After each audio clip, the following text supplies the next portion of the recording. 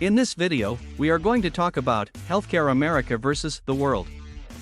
So, before starting the video, please like this video. Do subscribe and turn on the notification to our channel for future updates.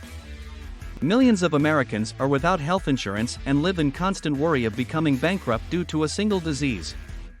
Despite spending significantly more on healthcare than other high-income countries, Americans continue to die at higher rates from preventable diseases. Universal health coverage, single payer, and socialized medicine. Terms like universal health coverage, single payer, and socialized medicine are frequently used interchangeably when discussing the future of health insurance in the United States, although they are not synonymous. All people and communities can use the promotive, preventive, curative, rehabilitative, and palliative health services they need, of sufficient quality to be effective, while also ensuring that the use of these services does not expose the user to financial hardship, according to the World Health Organization. Taking a closer look at that definition, universal health coverage guarantees health services should be available to everyone. High-quality healthcare services are essential. Receiving healthcare does not put anyone in financial jeopardy. Single-payer systems are one way to achieve universal health coverage, but they aren't the only way, and there are only a handful actual single-payer systems in the world. The government pays for medical care in a single-payer system, and alternative payment systems for the services it covers are limited. Traditional Medicare is an example of a single-payer system in the United States. Canada and Taiwan are the only two countries in the world with true single-payer systems that cover their entire populations. Socialized medicine is not the only route to obtain single-payer, just as a single-payer system is not the only way to get UHC. In a socialized medicine system, the government not only pays for health treatment, but also owns the facilities and hires the experts. Canada and Taiwan do not fit these conditions, but the United Kingdom does, and Medicare in the United States is not socialized medicine. The Veterans Health Administration, VA, in the United States, on the other hand, has a socialized medicine system. All VA facilities are owned by the government, and all VA healthcare personnel are government workers. Universal health coverage around the world. So what do most other nations have if they don't have single-payer or socialized medicine? Other systems can be divided into two groups. Insurance requirements. The government requires all residents to acquire health insurance from either private or public insurers. Frequently includes a mandate for a uniform minimum level of coverage across all insurers, low-income subsidies, and prohibitions on underwriting and for-profit insurance.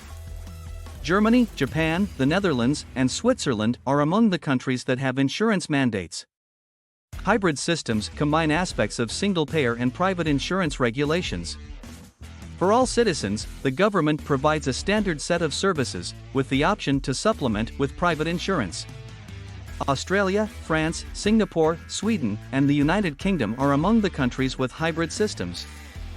There is no such thing as a perfect healthcare system. For those who can afford it, the United States has some of the top doctors and hospitals in the world. Even those who are skeptical of the claim that medical expenditures cause the majority of bankruptcies to admit that they play a substantial role. Medical bills, on the other hand, are rarely or never mentioned as a cause of personal bankruptcy in the rest of the developed world. Of course, there are trade-offs. Patients in the United Kingdom and Canada sometimes have much longer wait periods for care, especially elective care, than those in the United States. Providers in the United States are generally far better compensated, which is a key driver of our higher expenses, but it also helps to prevent the high-pay strikes and demonstrations that have occurred in Germany and elsewhere. Many Americans are uncomfortable with the thought of a government bureaucracy checking up on you if you use too much care, as in Taiwan, or the government directly owning and hiring the majority of providers, as in the United Kingdom. As the discussion over the future of healthcare in the United States continues, it's important to remember that universal coverage can be achieved in a variety of ways. To care for their inhabitants, some countries, such as Canada and Taiwan, have adopted single-payer programs. Other nations, such as Germany, Switzerland, and Singapore, have demonstrated that universal coverage may be achieved by a combination of public finance, employer engagement, and personal accountability while maintaining a competitive insurance market and medical provider market. However, none of these solutions are without trade-offs. These varied ways can be beneficial for Americans to grasp not only as the inspiration for improving our country's healthcare system, but also to comprehend how cost-cutting techniques and expanded coverage affect other sections of the system. In order to cover a bigger percentage of our population, America must assess its own ideals as a nation and decide what, if any, trade-offs it is willing to make. So, that's it for today's video. What are your thoughts on our video? Please let us know in the comments section below.